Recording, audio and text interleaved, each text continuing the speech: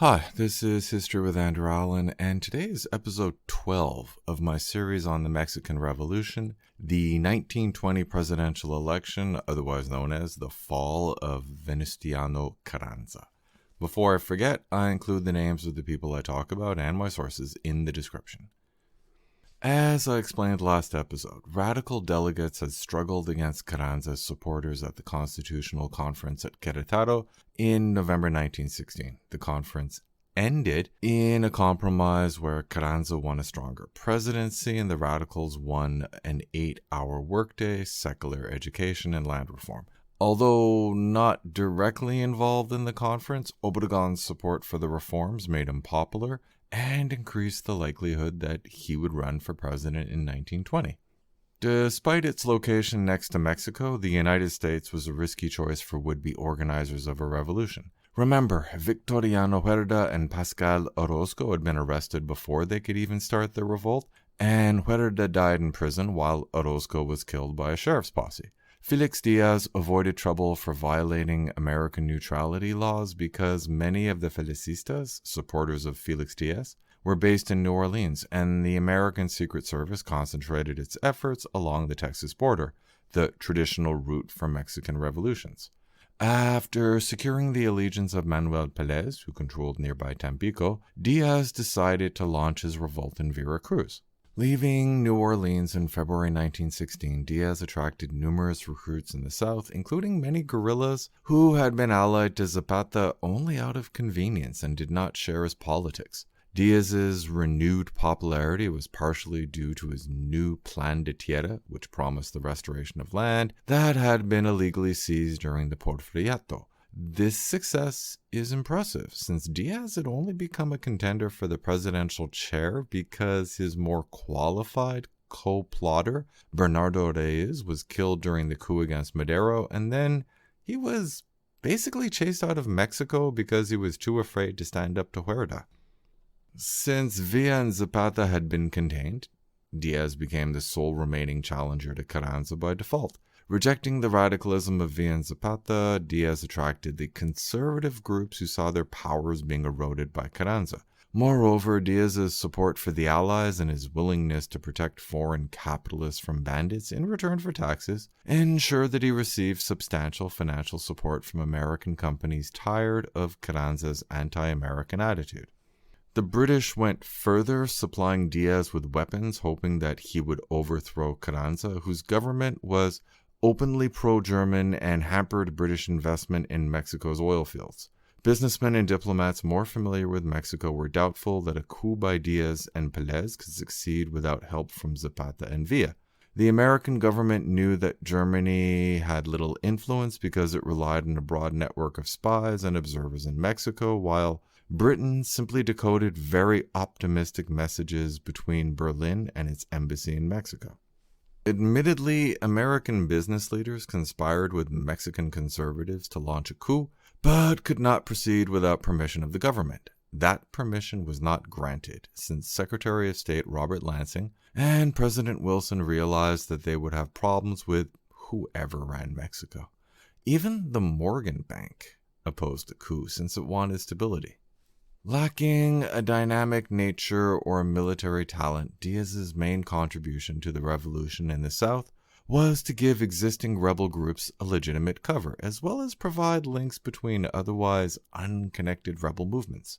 In many ways, Diaz resembled Carranza, except that Carranza was a more effective politician, and Carranza had the support of Obregon, the leading general of the revolution. More important, unlike Carranza, Diaz never built a nationwide movement, his army did not win decisive victories, and he failed to forge alliances with local power brokers in other regions. Therefore, he never progressed from regional strongman to serious contender for the presidential chair. At his peak in 1917 and early 1918, Diaz had roughly 20,000 men and controlled most of Veracruz, and was active in nearby Oaxaca, Chiapas, and Tabasco. The situation changed after a skilled general took charge in November 1918 and constructed a line of blockhouses to guard the vital railway between Mexico City and Veracruz. Concluding that Diaz would never win, Pelez ended the alliance. Aside from Diaz's revolt, Carranza still had to deal with a persistent threat, namely Pancho Villa. Actually, Carranza himself was the reason behind Villa's return to genuine threat status. Carranza's governor had failed to find any form of employment for Villa's former followers, so they rejoined him in the hope of making a living. Launching raids all over Chihuahua, Villa captured a number of towns during the fall of 1916.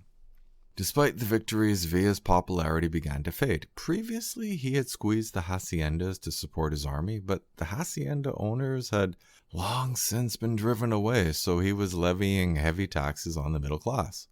Moreover, Carranza had sent Francisco Madero, a brutal yet cautious general, to defeat Villa. It soon became clear that Villa had still not learned how to adapt his cavalry charges to face an entrenched enemy, so he was unable to drive Madero out of Chihuahua. In fact, Madero captured Villa's main arms depot. Seeking revenge for the loss, Villa permitted the gang rape of all of the female residents of a village whose inhabitants were suspected of revealing the location of another arms depot. But this atrocity simply stopped the flow of information from villages. As a result, Madero was able to launch a surprise attack on Villa's HQ, and he barely escaped. When the Pershing expedition finally left Mexico in early February 1917, Villa lost one of his rallying cries, so more villages submitted to Carranza. By the spring, he was simply a guerrilla leading several hundred men. Tired of being hunted, Villa even inquired about surrender terms, but learned that there would never be an amnesty for him. The situation improved in December 1918 when Felipe Angeles returned to Mexico from exile and convinced Villa to stop executing prisoners. This new policy encouraged garrisons to surrender with their valuable supplies of ammunition. However, an attack on Ciudad Juarez on June 15, 1919, made Angeles realize that the Americans would never support a movement that included Villa. The villistas had gained control of the city, but American troops crossed the border and forced them to retreat, claiming a need to ensure the safety of El Paso. This was a key issue since Angeles had fiercely criticized Villa's anti-American attitude. When Villa announced that he would return to a more vicious war, Angeles decided to return to exile but lingered too long and was captured. Carranza chose to court-martial him, the trial attracted huge crowds, and Angeles made such moving speeches that the trial was rushed and he was executed 30 minutes after receiving a sentence of death on the morning of November 26. While there were ongoing revolts in several states, including Chihuahua, Oaxaca, and San Luis Potosi, the only real opposition to Carranza's regime was Diaz's revolt. Despite the deadly threat posed by Carranza, especially after Pershing's army returned to the United States, Zapata refused to ally with Diaz. Instead, he focused on rebuilding the farms in Morelos and defending the state against federal armies. If Zapata would not make a deal with Diaz or Carranza, there was no hope that the fighting would ever end, so several key commanders accepted Carranza's offer of amnesty. The resulting atmosphere of suspicion led to infighting between his key intellectual supporters, with Manuel Palafox triumphing over Ali Montano, one of Zapata's earliest followers, who was executed on May 18th. When Zapata's troublesome brother Eufemio was killed by a Zapatista commander after beating the man's father senseless, many Zapatistas rejoiced, but Zapata himself became even more paranoid.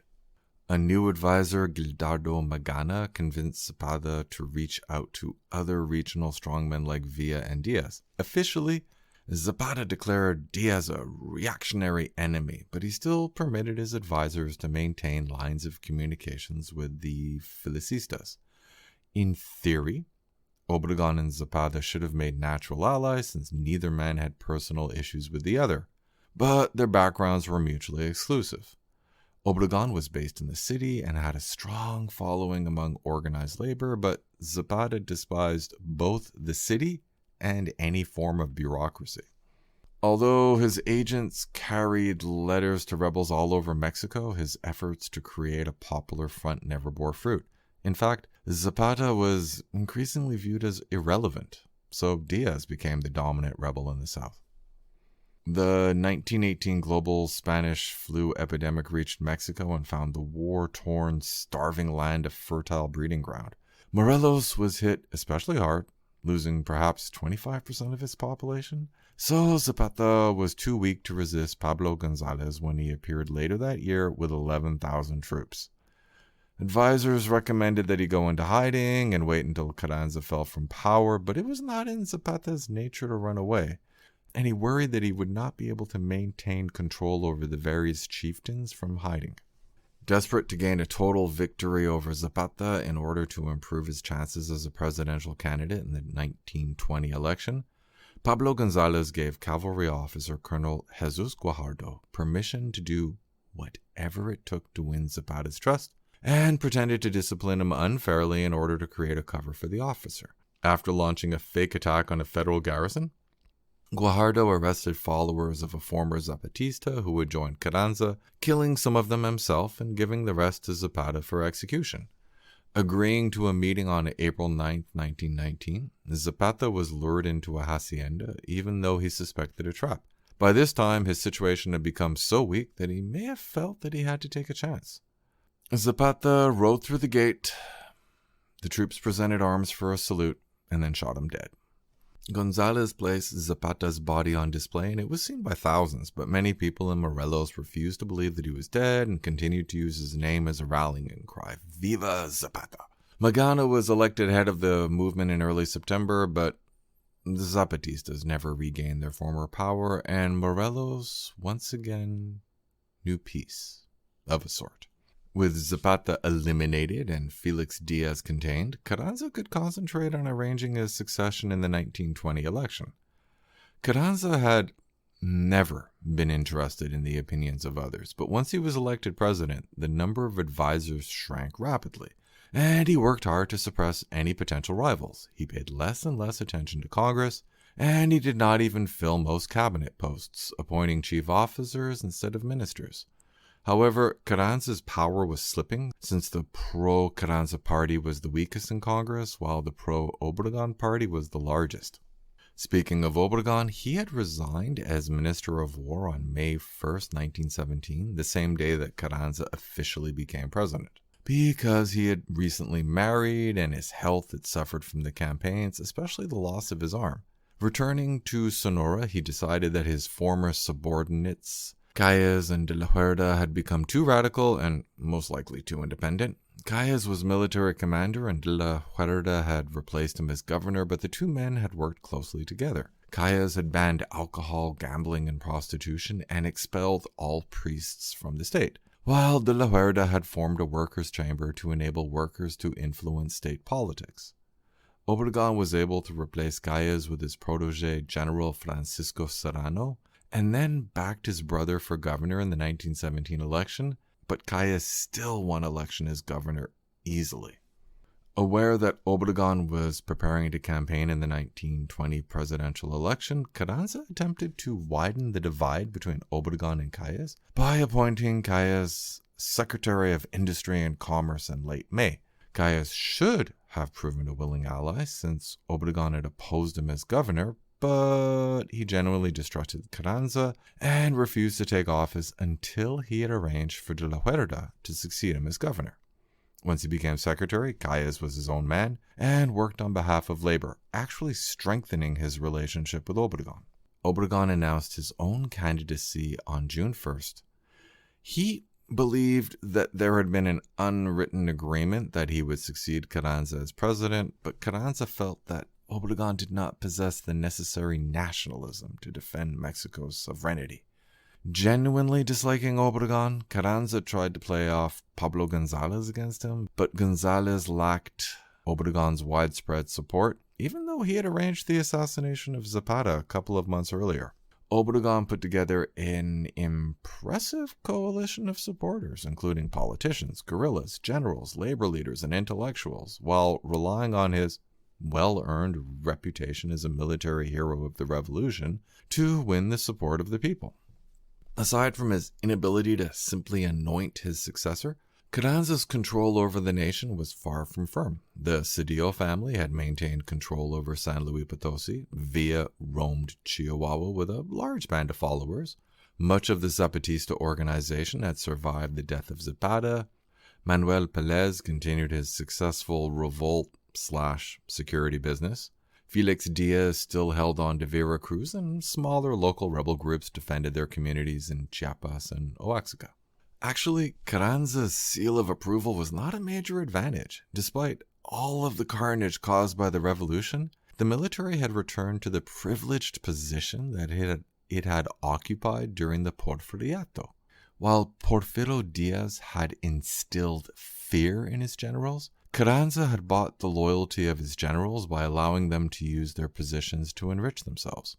Generals Obregon, Hill, Murguia, and Gonzalez had become extremely wealthy, but they were simply the most noteworthy.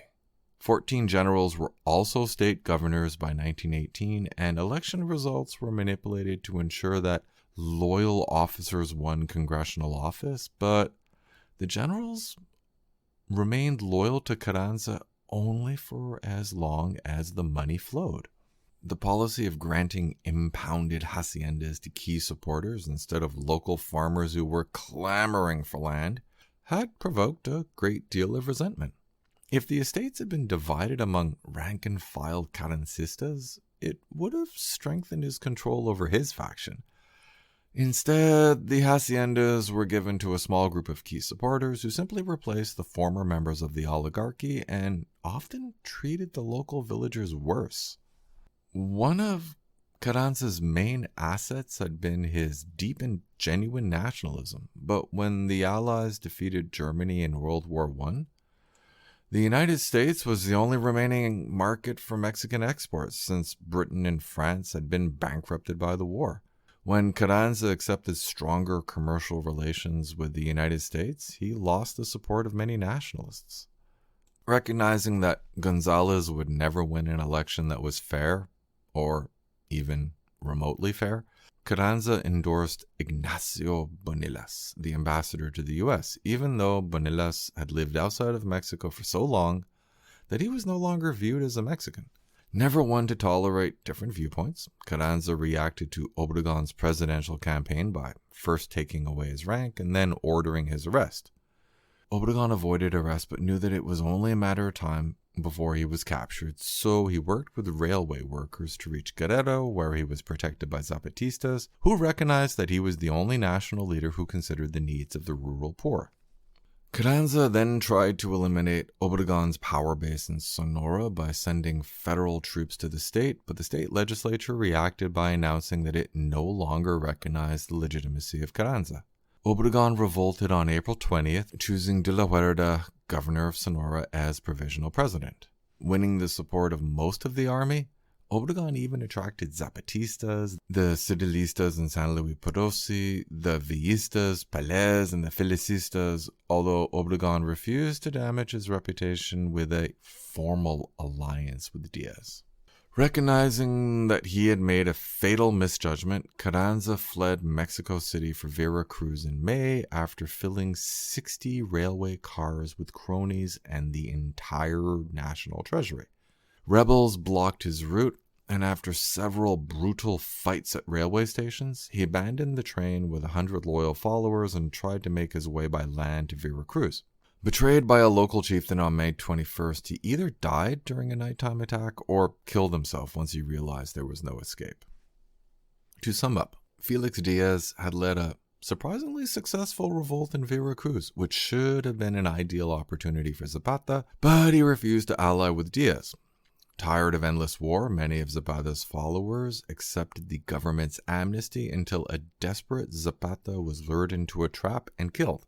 Since Villa had failed to progress beyond guerrilla leader, Carranza became overconfident and tried to arrest Obregon when he announced that he would run for president. A brief civil war revealed the near total lack of support for Carranza, and he died while fleeing to Veracruz in exile. Obregon was now supreme, but he still faced numerous revolts, as well as the serious need for economic reforms to create stability, and I will discuss how he handled those challenges next episode. Thanks for listening.